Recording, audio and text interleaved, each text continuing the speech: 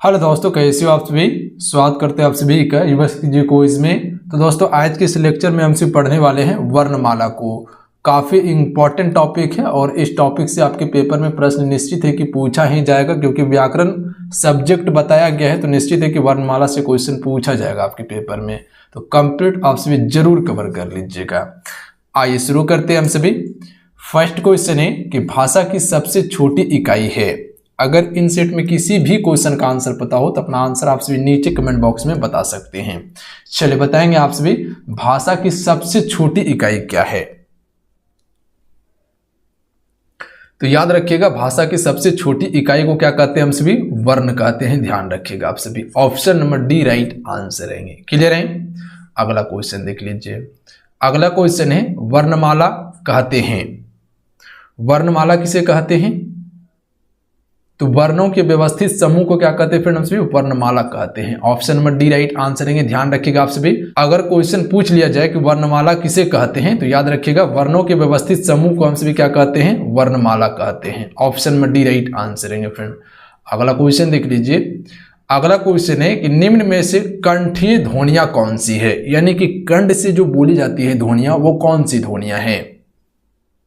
चार ऑप्शन आपके स्क्रीन पे हैं। चलिए बताएंगे इस क्वेश्चन का राइट आंसर क्या होगा। कंठ से बोली जाने वाली ध्वनियां कौन सी है, उच्चारण करके देख लीजिए। क ख, ये कंठ से बोली जाने वाली ध्वनियां है, यानी कि क वर्ग के जितने भी अंतर्गत आते हैं वो सभी क्या है, कंठ से बोली जाने वाली ध्वनियां है। ध्यान रखिएगा आप सभी, option number A right answer हो जाएंगे। अगला क्वेश्चन देख लीजिए। अगला क्वेश्चन है स्थान के आधार पर बताइए कि मूर्धन्य व्यंजन कौन से हैं, यानी कि मूर्धा से बोली जाने वाली व्यंजन कौन सी है। ड और ढ ये क्या है, मूर्धन्य व्यंजन है। ध्यान रखिएगा, यानी कि ट वर्ग के अंतर्गत जितने भी व्यंजन है वो सभी क्या है, मूर्धा से बोली जाने वाली व्यंजन है। ध्यान रखिएगा, option number C right answer रहेंगे। क्लियर है। अगला क्वेश्चन देख लीजिए। अगला क्वेश्चन है कि निम्न में से अल्पप्राण वर्ण कौन सा है, इनमें से कौन सा अल्पप्राण वर्ण है। चलिए बताएंगे इस क्वेश्चन का राइट आंसर क्या आएगा। अल्पप्राण वर्ण इनमें से कौन सा है फ्रेंड। देखिए, एक होता है अल्पप्राण वर्ण, ठीक है, एक क्या होता है अल्पप्राण और एक होता है महाप्राण। क्या होता है, महाप्राण वर्ण होता है। तो देखिए अल्पप्राण में जो वर्ण आ जाएगा वो आपका क्या आ जाएगा, को, चो, उसके बाद क्या है टो, उसके बाद आपका तो, उसके बाद आपका पो। ये क्या है, आपका अल्पप्राण वर्ण है। ध्यान रखिएगा। और इसके अलावा जो है आपका खो अल्पप्राण वर्ण आएगा, उसके बाद जो है कि छ भी आपका अल्पप्राण में ही आएगा, उसके बाद ड भी आपका अल्पप्राण में ही आएगा, और था और आपका फ ये क्या है, अल्पप्राण वर्ण है। ध्यान रखिएगा आप सभी। और इसके अलावा जो अल्पप्राण में आ जाएंगे ग, उसके बाद जो है कि फिर आपका जा, उसके बाद आपका आ जाएंगे ड, उसके बाद आ जाएंगे द, उसके बाद ब आ जाएंगे। तो ये सभी क्या है, आपका अल्पप्राण वर्ण है। ध्यान रखिएगा आप सभी। तो इसमें क और ग क्या है, अल्पप्राण वर्ण है। ध्यान रखिएगा आप सभी। और जितने भी बच गए वो क्या है, आपका महाप्राण वर्ण है। ध्यान रखिएगा, यानी कि इतना वर्ण को छोड़ के जो भी बच गए वो आपका महाप्राण वर्ण होंगे। अगला क्वेश्चन देख लीजिए। निम्न में से नासिकीय व्यंजन कौन सा है, यानी कि नाक से जो बोली जाने वाली व्यंजन है वो कौन सा है। तो याद रखिएगा आप सभी, यहाँ क्या है, नासिकीय व्यंजन है, यानी कि नाक से बोली जाने वाली व्यंजन है। देखिए को के जो लास्ट में आता है क ख ग घ अंघा, अंघा क्या है, ये आपका नासिकीय व्यंजन है। उसके बाद यहाँ क्या है, आपका नासिकीय व्यंजन है। उसके बाद न क्या है, आपका नासिकीय व्यंजन है। उसके बाद मूर्धन्य न क्या है, आपका ये भी नासिकीय व्यंजन है। और म क्या है, ये भी आपका नासिकीय व्यंजन है। तो ध्यान रखिएगा आप सभी, ये सभी क्या है, आपका नासिकीय व्यंजन है। तो ऑप्शन नंबर बी इसका राइट आंसर रहेंगे। अगला क्वेश्चन देख लीजिए। अगला क्वेश्चन है ए वर्ण क्या कहलाते हैं। ए वर्ण क्या कहलाते हैं फ्रेंड, ऑप्शन आपके स्क्रीन पे हैं। चलिए बताएंगे इस क्वेश्चन का राइट आंसर क्या आएगा। तो याद रखिएगा आप सभी, कंठ एवं तालव्य व्यंजन कहते हैं ए और ऐ को। ध्यान रखिएगा, ये दोनों से बोला जाता है, कंठ और तालु से मिला के बोला जाता है ए ऐ। उच्चारण करके देख लीजिए, ए ऐ, यानी कि कंठ का प्रयोग होगा और तालु का प्रयोग होगा इसमें बोलते समय। अगला क्वेश्चन है हिंदी वर्णमाला में अयोगवाह वर्ण कौन सा है। तो ध्यान रखिएगा आप सभी, अयोगवाह वर्ण पूछा जाता है क्वेश्चन यहाँ से। अयोगवाह वर्ण आपका अंसर और अविसर्ग, ध्यान रखिएगा। अंसर और अविसर्ग क्या है, ये आपका अयोगवाह वर्ण है। आगे देख लीजिएगा, अगला क्वेश्चन है कि तालव्य, मूर्धन्य, दंश कौन से व्यंजन कहलाते हैं फ्रेंड। तालव्य, मूर्धन्य, दंश कौन से व्यंजन कहलाते हैं। तो इसे हम सभी संघर्षीय व्यंजन कहते हैं, ध्यान रखिएगा। ऑप्शन में सी राइट आंसर रहेंगे। आगे देख लीजिए, निम्नलिखित में से बताइए कि नवीन विकसित ध्वनियां कौन सी है। निम्नांकित में से बताइए कि नवीन विकसित ध्वनियां कौन सी है फ्रेंड। ख और ग, ऑप्शन में ए राइट आंसर रहेंगे। ख और ग क्या है, ये नवीन विकसित ध्वनियां हैं। जो आपको बता रहे सिर्फ इसे आप ध्यान रखिएगा, बाकी बात ज्यादा कुछ आपको करना ही नहीं है। कौन सा अमानक वर्ण है।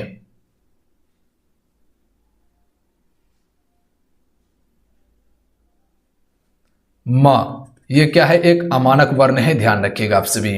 अगला क्वेश्चन देख लीजिए, क, ग, ज, फ ध्वनियां किसकी है। फ में देखिए नीचे तल बिंदु लगा हुआ है, तो इस पे ध्यान रखिएगा आप सभी। क, ग, ज, फ ध्वनियां किसकी है। सभी में तल बिंदु लगा हुआ है, यहां पर भी तल बिंदु है, यहां पर भी तल बिंदु है, यहां पर भी तल बिंदु है। तो ये दिखेगा अरबी फारसी की ध्वनियां है, ध्यान रखिएगा आप सभी। अगला क्वेश्चन है कि हिंदी में मूलतः वर्णों की संख्या कितनी है फ्रेंड। तो याद रखिएगा, हिंदी में मूलतः वर्णों की संख्या जो है फ्रेंड वो कितनी है, 52 है। देखिए, अगर उच्चारण के स्थान पे बात किया जाए तो 45 वर्ण है उच्चारण के स्थान पे, और लेखन के आधार पर बात किया जाए तो 52 है। तो ध्यान रखिएगा, ज्यादातर चांस होता है कि यही आपसे पूछा जाएगा, 52 है कि हिंदी में मूलतः वर्णों की संख्या कितनी है, तो 52 है, ध्यान रखिएगा। अगर यही क्वेश्चन पूछ लिया जाए कि उच्चारण के स्थान पर स्वर की संख्या कितनी है, तो ध्यान रखिएगा 10 है स्वर की संख्या और 45 व्यंजन की संख्या उच्चारण के स्थान पर। अगर वही लेखन के आधार पर पूछा जाए कि स्वर की संख्या कितनी है, तो ध्यान रखिएगा 13 है। कभी कभी 11 भी रहता है, तो गौर कीजिएगा, जहां पे अनुस्वर और अविसर्ग को छोड़ दिया जाता है। तो कभी कभी ऑप्शन में ये भी दिया रहता है, गौर कीजिएगा आप सभी। क्लियर है, 13 स्वर। और वहीं पर लेखन के आधार पर अगर व्यंजन की बात किया जाए तो व्यंजन कितनी है, लेखन के आधार पर कुल 35 व्यंजन और 4 संयुक्त व्यंजन हैं। ध्यान रखिएगा, 4 क्या है, संयुक्त व्यंजन है।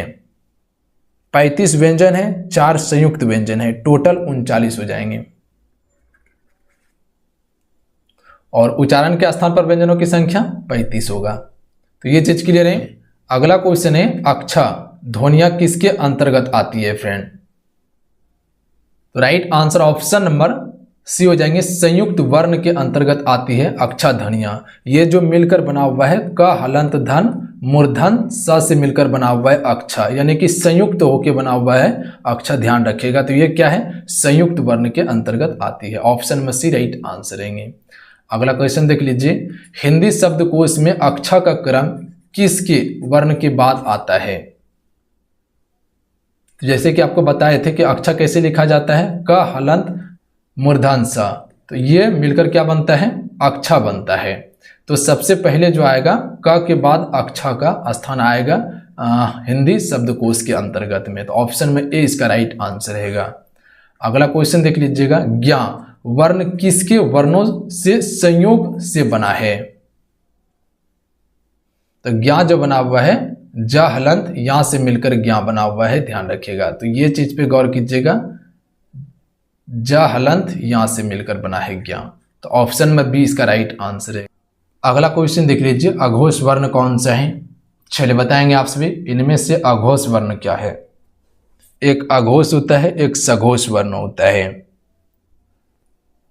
तो याद रखिएगा आप सभी, स जो है फ्रेंड ये क्या है, ये एक अघोष वर्ण है, ध्यान रखिएगा। जबकि ये सभी क्या है, सघोष वर्ण है, ध्यान रखिएगा आप सभी। जितने भी हैं ये सघोष वर्ण है और ये क्या है आपका अघोष है। तो ऑप्शन नंबर डी इसका राइट आंसर रहेंगे। अगला क्वेश्चन देख लीजिए, घ का उच्चारण स्थान कौन सा है। तो घ किस में आता है, क वर्ग के अंतर्गत आता है। तो आपको क्या बताए थे, क वर्ग जो बोला जाता है वो कर्ण से बोला जाता है। तो इसका ऑप्शन नंबर क्या हो जाएंगे, बी राइट आंसर रहेगा इसका। क्लियर है। अगला क्वेश्चन देख लीजिए। अगला क्वेश्चन है, इनमें से संयुक्त व्यंजन कौन सा है फ्रेंड। संयुक्त यानी मिलके जो बना हुआ है व्यंजन, इनमें से कौन सा है, ज्ञ। ऑप्शन में बी राइट आंसर रहेंगे। ज्ञ क्या है, ये आपका संयुक्त व्यंजन है। किससे मिलकर बना है, ज हलंत प्लस यहां से मिलकर क्या बना है आपका, ज्ञ बना है। तो ऑप्शन में बी राइट आंसर रहेंगे। अगला क्वेश्चन देख लीजिए। निम्नलिखित में से कौन सा वर्ण उच्चारण की दृष्टि से दंतीय नहीं है फ्रेंड, यानी कि दंत से बोली जाने वाली व्यंजन नहीं है इनमें। तो याद रखिएगा आप सभी, ट दंत से बोली जाने वाली व्यंजन नहीं है, ये मूर्धा से बोली जाने वाली व्यंजन है। उच्चारण करके देख लीजिए, ट ध्यान रखिएगा आप सभी, मूर्धा से बोली जाने वाली व्यंजन है, जबकि ता, ना, द ये सभी दंत से बोली जाने वाली व्यंजन है। अगला क्वेश्चन देख लीजिए। अगला क्वेश्चन है, जिन शब्दों के अंत में अ आता है उन्हें क्या कहते हैं, आकारात कहते हैं। ध्यान रखिएगा, ऑप्शन में डी राइट आंसर रहेंगे। क्या कहते हैं, आकारात कहते हैं। आगे देख लेते हैं, अक्षर वर्ण किसके योग से बना है। तो इससे पहले जो आपको बताए थे कि अक्षर वर्ण जो बना हुआ है, क हलंत मूर्धन स से मिलकर बना हुआ है, तो इसमें हलंत का प्रयोग होगा। ध्यान रखिएगा, तो ऑप्शन में ए इसका राइट आंसर हो जाएगा। चलिए अगला क्वेश्चन देख लीजिए कि निम्नलिखित में से कौन स्वर नहीं है। इनमें से कौन सा फ्रेंड स्वर नहीं है। तो यहाँ क्या है, ये स्वर नहीं बल्कि ये क्या है, व्यंजन है। ध्यान रखिए, जबकि अ, हर्षव और ए ये क्या है, स्वर है। अगला क्वेश्चन देख लीजिए। निम्नलिखित में से कौन ट वर्ग नहीं है, यानी कि ट वर्ग के अंतर्गत नहीं आता है। ट, ठ, ड, ढ, न ये सभी क्या है, ट वर्ग का है, जबकि घ ये क्या है, क वर्ग का है। तो इसमें ऑप्शन में डी इसका राइट आंसर रहेंगे। अगला क्वेश्चन देखिए। हिंदी वर्णमाला में व्यंजनों की संख्या कितनी है फ्रेंड। तो देखिए, हिंदी वर्णमाला में व्यंजनों की संख्या जो है फ्रेंड वो कितनी है, 35 से। ध्यान रखिएगा आप सभी, और 4 संयुक्त व्यंजन है। और ऑप्शन में जो लिया हुआ है 35 कहीं पर नहीं दिया हुआ है, तो इसका ऑप्शन में सी राइट आंसर रहेंगे, 33 व्यंजन। क्योंकि 2 जो कि व्यंजन यहाँ पे छोड़ दिया गया है, कौन सा, द्विगु व्यंजन। द्विगु व्यंजन जो है कि फ्रेंड वो छोड़ दिया गया है। और द्विगु व्यंजन में जो आता है, ये दोनों ड के नीचे जो बिंदु रहता है और ढ के नीचे जो बिंदु रहता है, ये दोनों को छोड़ दिया गया है, तो इसीलिए यहाँ पे क्या लिया है, 33। तो ध्यान रखिएगा, 35 व्यंजनों की संख्या होती है। तो कभी कभी ऑप्शन में आपको 33 अगर देखने के लिए मिले तो 33 को भी टिक करना है आपको। देखिए 35 ऑप्शन में दिया हुआ है, नहीं दिया हुआ है तो 33 दिया हुआ है, तो ध्यान रखिएगा आप सभी। अगला क्वेश्चन देख लीजिए। निम्नलिखित में से कौन सा पश्च स्वर है। देखिए, एक होता है अग्र स्वर, एक होता है मध्य स्वर, एक होता है पश्च स्वर। अग्र स्वर में जीभ का जो अगला भाग काम में लाते हैं उसे हम सभी क्या कहते हैं, अग्र स्वर कहते हैं। मध्य स्वर क्या है, जीभ का जो पिछला भाग होता है उसको जब हम प्रयोग में लाते हैं तो वो मध्य स्वर के अंतर्गत आता है। और पश्च स्वर में क्या होता है, जीभ का जो पिछला भाग होता है अगर उसको काम में लाएंगे तो वो क्या होगा, पश्च स्वर होगा। तो इसमें जो आ जाएंगे आपका अ, ये क्या है, पश्च स्वर है। ध्यान रखिएगा आप सभी। आगे है, निम्नलिखित में से कौन अयुग्वाह है। तो अयुग्वाह वर्ण के बारे में आपको क्या बताए थे, विसर्ग। ये क्या है आपका अयुग्वाह वर्ण है आपका। तो ऑप्शन में ए इसका राइट आंसर रहेगा। आगे देख लीजिए, 6 ध्वनियां का उच्चारण स्थान है। तो 6 जो बोला जाता है तालवे से बोला जाता है, यानी कि तालु से बोला जाता है 6 का। ध्यान रखिएगा आप सभी, च, छ ये क्या है आपका, तालु से बोली जाने वाली व्यंजन है। आगे है, निम्नलिखित में से कौन सा एक संयुक्त व्यंजन नहीं है फ्रेंड। अक्ष, त्रा और ज्ञा यह क्या है आपका, संयुक्त व्यंजन है, जबकि मूर्धन्य स जय फ्रेंड ये आपका संयुक्त व्यंजन नहीं है। तो ऑप्शन में भी इसका राइट आंसर रहेगा। अगला क्वेश्चन देख लीजिए, तालव्य व्यंजन है, यानी कि तालु से बोली जाने वाले व्यंजन है। च, छ, ज, झ यानी कि च वर्ग के अंतर्गत भी जितने भी वर्ण आएंगे वो सभी क्या है, तालु से बोली जाने वाली व्यंजन है, यानी इसका ऑप्शन में ए राइट आंसर रहेंगे। आगे देख लेते हैं, य र ल व किस वर्ग के व्यंजन है फ्रेंड? तो ये अंतस्थ व्यंजन है, ध्यान रखिएगा आप सभी। ऑप्शन में सी राइट आंसर रहेंगे। आगे देख लेते हैं, अगला है अनुनासिक का संबंध जो होता है वो किससे है? तो नाक और मुंह से है अनुनासिक का संबंध। ऑप्शन में सी राइट आंसर रहेंगे।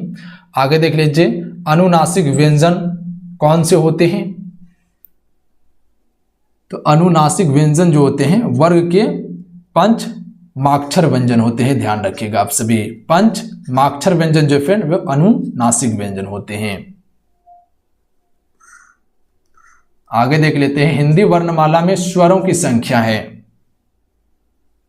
तो इसका right answer option number C हो जाएंगे, 11 है, ध्यान रखिएगा आप सभी। ऐसे तो 10 का उच्चारण होता है पर इसमें री का भी प्रयोग किया गया है, तो ये 11 हो जाएंगे, जो कि भारत सरकार इसको मान्यता दिया है कुल 11 स्वर को। और इसमें अनुस्वर और अविसर को जोड़ दिया जाए तो ये कितना हो जाएंगे?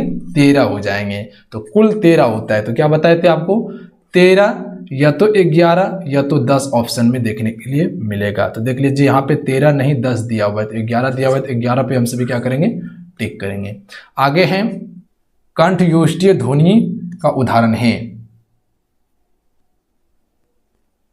तो राइट आंसर ऑप्शन में ए हो जाएंगे और जो है फ्रेंड इसका जो उच्चारण करते हैं कंठ और ओठ से मिलाकर बोलते हैं हम सभी। उच्चारण करके देख लीजिए और। आगे है भाषा निर्माण की इकाइयों का सही अनुक्रम है। तो भाषा निर्माण की इकाइयों का सही अनुक्रम जो है ध्वनि, शब्द, पद, वाक्य। ध्वनि, शब्द, पद, वाक्य। Option number D right answer रहेंगे। पहले ध्वनि बोली जाएगी, उसके बाद उससे शब्द बनेगा, तब पद बनेगा, तब क्या बनेगा? वाक्य बनेगा। तो सबसे पहले जो उच्चारण करेंगे वो ध्वनि का, ध्वनि बाहर निकालेंगे, उससे क्या होगा? शब्द बनेगा, यानी कि शब्द बोलेंगे। उसके बाद इसका पद बनेगा, तब वाक्य बनेगा पूरा। अगला है पर्यटन के आधार पर ल किस प्रकार की ध्वनियां हैं? तो याद रखिएगा आपसे भी पश्चिम वर्ग ध्वनियां हैं पर्यटन के आधार पर ला। ऑप्शन में ए राइट आंसर रहेंगे। तो चलिए आज कितना है? इस प्रकार से हम सभी वर्णमाला को कंप्लीट कवर कर चुके हैं। जो भी इससे संबंधित इंपॉर्टेंट क्वेश्चन बन सकते थे वो सारा क्वेश्चन आपको कवर करवा दिया गया है। अगर यहां से क्वेश्चन आपका पूछा जाए तो आपका एक भी प्रश्न मिस नहीं होगा। फ्रेंड ध्यान रखिएगा आप सभी। तो मिलते हैं। जय हिंद, वंदे मातरम। ध्यान रखिएगा, पढ़ाई करते रहिएगा।